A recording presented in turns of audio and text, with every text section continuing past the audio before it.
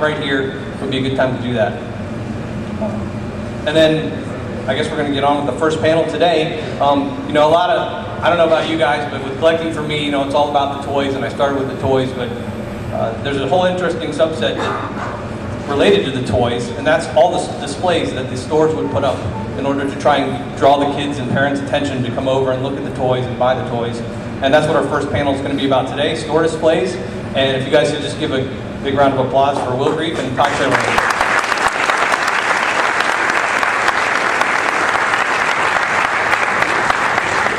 How's everyone doing today? Outstanding. It's a pretty impressive turnout here. I know we had some competition. We had like a speed dating going on, so glad you guys all made it here. My name's Will. This is Todd. What we're going to do is we're going to run through a bunch of slides here depicting a lot of the store displays that were available. We're going to focus a lot on the Kenner store displays because that's kind of my thing, and that seems like that's the most popular thing to do. Can everyone hear me okay? Is this good? No? Okay. All right, how's this? Better? All right, I got to sit right in front of the microphone.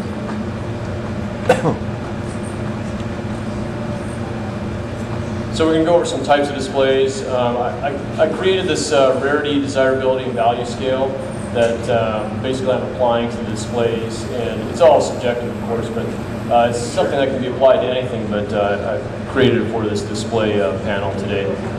So we're going to go over the Kenner vintage stuff. We're going to go over some international vintage toy displays, some of which you might have seen in yesterday's panel, the international panel.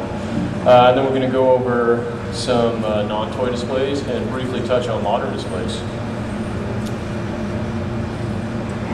And I know they want to save questions for the end. If there's like any real big glaring question that you want to ask in the middle, I really don't mind if you guys interrupt. Just raise your hand.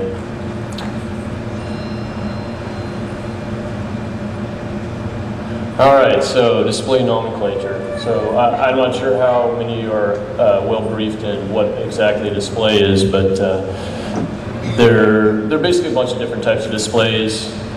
Shelf talker, here's an example right here, sits on the shelf and is trying to promote the item that's selling on the shelf. There's shelf danglers, which is similar to this, except it hangs out and it's kind of wobbly.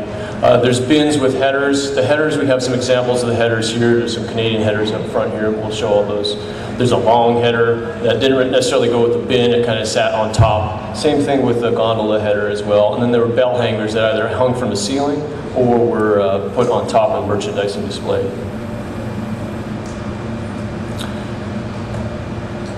So here's my little rarity, desirability, and value scale.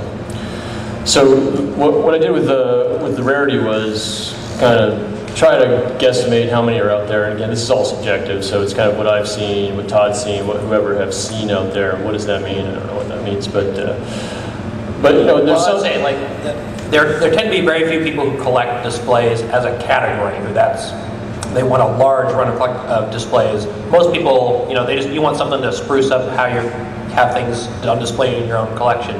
And so a lot of these discussions about rarity are based on, though, a subset of people like Will and myself who focus, you know, very, very heavily on this, and we really track sales on eBay. We, you know, through networking with other collectors, we're able to kind of get an estimate of how many. So particularly on certain very rare displays, I mean, we can feel pretty confident that, you know, these are the only, you know, like I say, it's not the only ones, but the only ones that kind of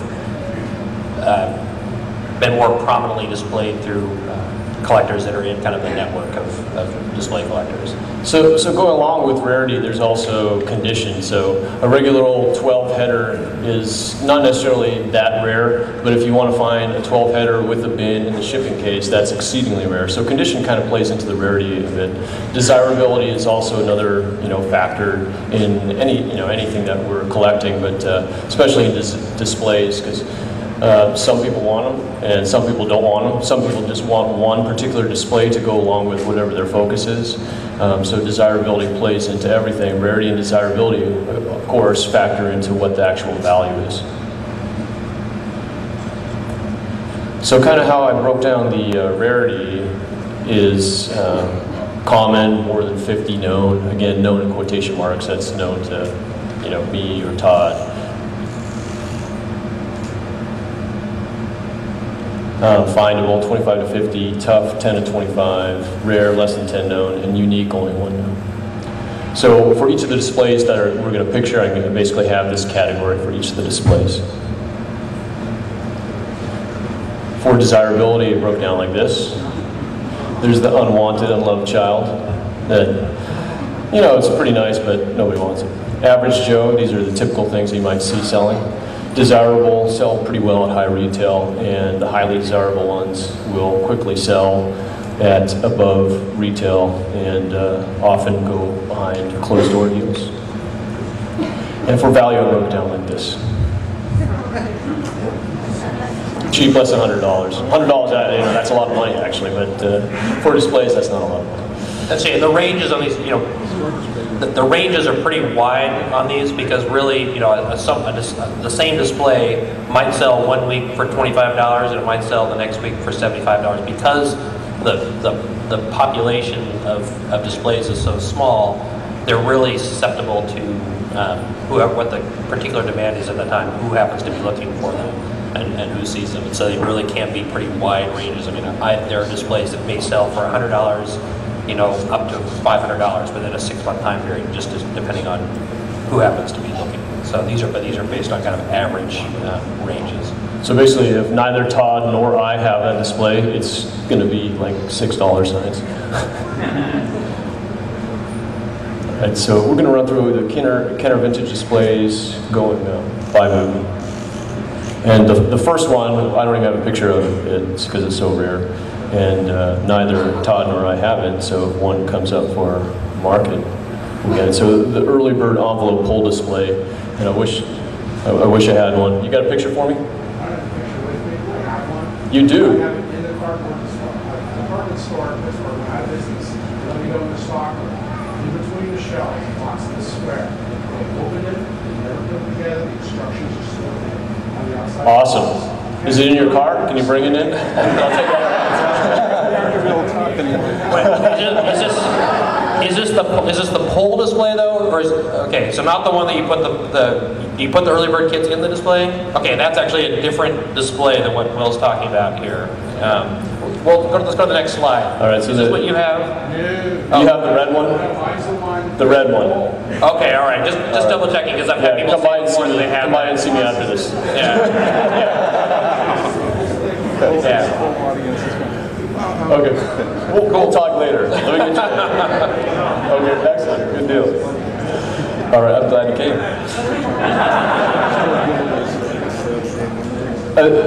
So anyways, that one like very rare. If he's got one, and it's not really that rare. It's not really worth too much money. I'll give you $100 for it. Liver, okay. I got a little extra liver. All right, so the next display that came out was the early bird certificate package display. This one's also a really tough one. This is a picture of Todd's display. And the headers show up every once in a while. We call it rare, so really the headers will show up every 5 years or so. I don't know if you agree with that, Todd. The bins themselves are exceedingly rare to find. So. It's a nice one. It's highly desirable because basically everybody wants the original 4-figure early bird certificate package display because it's in a lot of people's collection.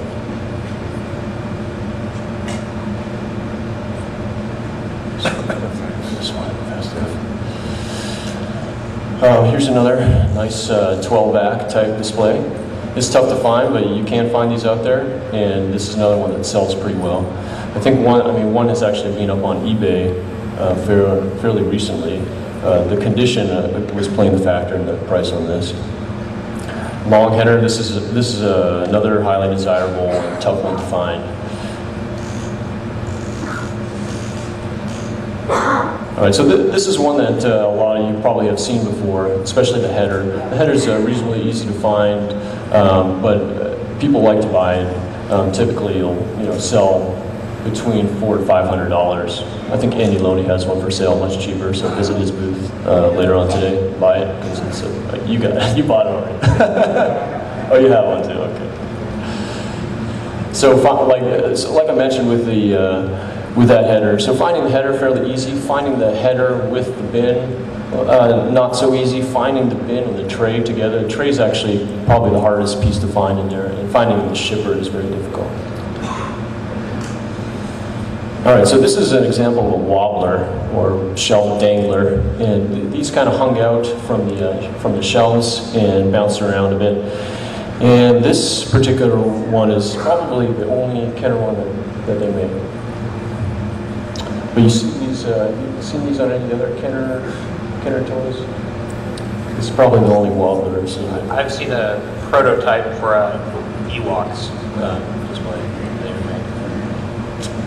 So another tough one to find. Pretty expensive. It's a tiny little. It's it's this big, and hangs from the thing, and it'll cost you like. It's very the hang tag in particular. I mean, I had one that was still in the original. It came just in a little white paper envelope, and it was never used, and already even then the dangler was broken. Yeah. It's just brittle plastic. So.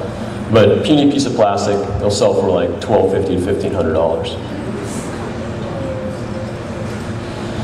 So Toy Galaxy display. This is kind of like an average Joe display. People don't care about that much, but they'll sell okay. Here's an example of a pole display. Like we mentioned, the early bird pole display was a pole display. This is another pole display. It doesn't show the pole in this picture, but basically the pole ran right through the middle of this and was folded up as a box. As you can see on the, does this show? That shows up. So right on the top here, this is basically used on the top of a merchandising display. And this is kind of Kenner's ideal version of how the store display would be set up.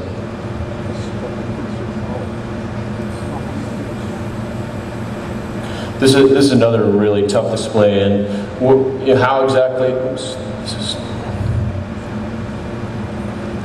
this was used in the store, I really don't know, but I'm guessing it was. It actually is supposed to be. It's actually supposed to be round. I finally saw instructions for it. It's actually supposed to be a round bin with a pole sign that would go on the top of it.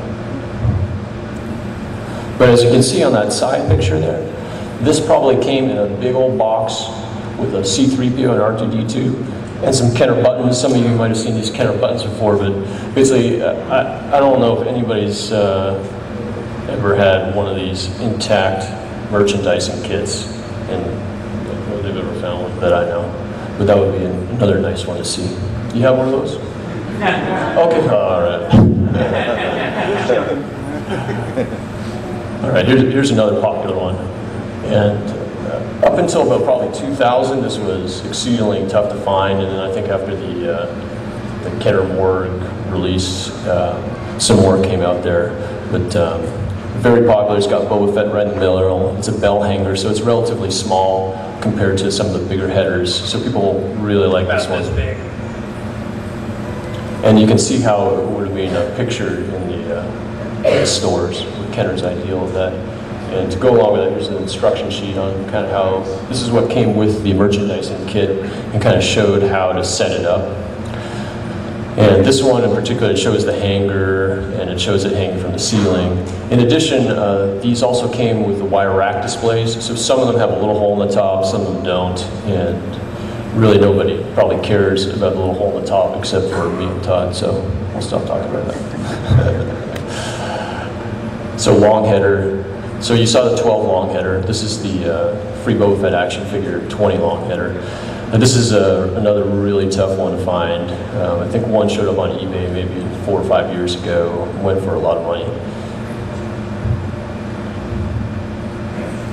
So here's another average Joe one. This is one you might see for sale, and it's very collectible, very reasonably priced, and it's a great looking display.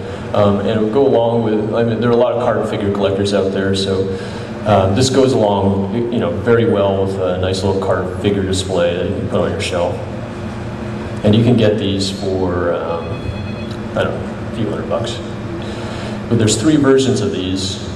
One, well, to tell the truth, the first version, I don't even know if it necessarily exists or not, but basically without the sticker on it. So there's a little rocket firing thing underneath that sticker, which it's not shown there, but you can see kind of the outline of that sticker on the right-hand side.